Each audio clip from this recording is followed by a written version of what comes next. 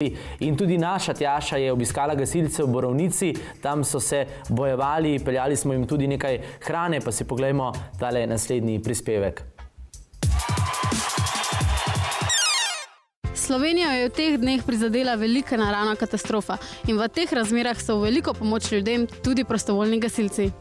Šakalejevci smo obiskali prostovoljno gasilsko društvo Borovnica, ki pa ima kljub majhni oddaljenosti v Ljubljane kar veliko dela. Zdaj ste glih prišli za enega poziva, kaj ste mogli delati? Ja, na cesto je padlo drevo, nas je občan, klical smo preko pozivnikov, dobili poziv, da se odzovemo na pomoč in smo drevo razžagali, tako da smo lahko normalno promet sprostili. Si ti že doživel kdaj takšne razmere?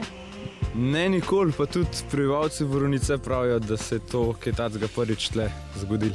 Prvič se je tako hud žledolom zgodil po celi Sloveniji, posledice pa so katastrofalne. Uničena je slaba polovica gozdov, vse nastalo škode pa je za več kot 12 milijonov evrov.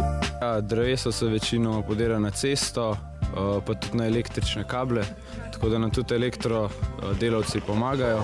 Mi imamo tudi zaselke, kateri še danes nima električnega toka. Ljudje so starejši, oboleli in sprašujemo, če kaj potrebujejo in take stvari. Imate kakšna posebna orodja, ki jih uporabljate na teh terenih? Ja, v teh dneh je pa motorna žaga nepogrešljiva stvar, tako da to je ta glavna stvar, ki jo rabimo. Naše delo ni plačljivo, ni dnevnic, razen kakšna hrana pride takole za spodbudo, pa kakšna kavica pa čaj. In za spodbudo smo tudi Šakalejevci prinesli nekaj malega vsem, ki najmogoče razmere spreminjajo sprejemljive. Mi smo vam prinesli, mislim, da okoli 100 sendvičev pa banan, tako da se boste okrepili, da boste lahko še bolj delali. Mogoče tudi kakšnim ljudem razdelili, ki potrebujejo hrano. In to je to, no. Tako da vsa sreča še naprej.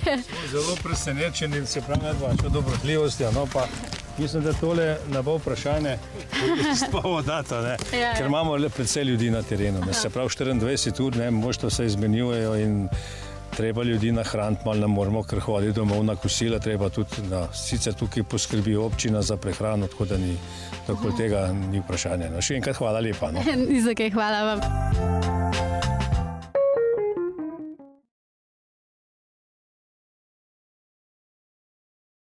V nekaj urah. Zdaj, tudi let je popustil in je še bolj poka, še bolj nevarno. Še vedno, glede elektrike bo problem, ne? Boja, še nekaj časa.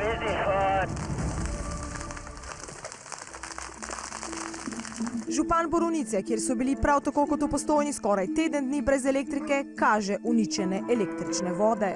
Tudi ta kabel, ki ga treba spraviti, kaj treba. To je čisto potrgano. Vse, istri so matere, ven je potegnilo cepe.